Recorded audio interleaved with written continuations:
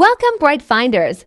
Spot the 3 differences within 60 seconds. Okay, are you ready? But before, only 5.99% of the fast peoples can like and subscribe before find the differences. In 3, 2, 1.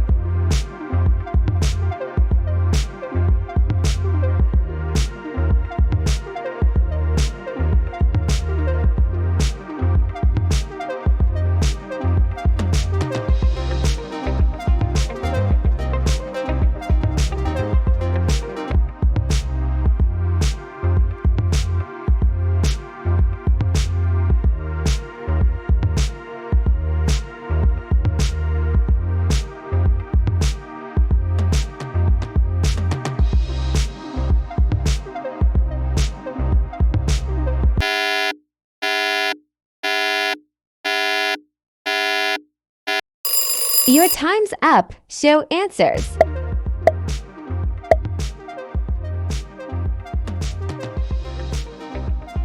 Hey Finders, did you see more too? So comment below. Goodbye guys. Have a nice day.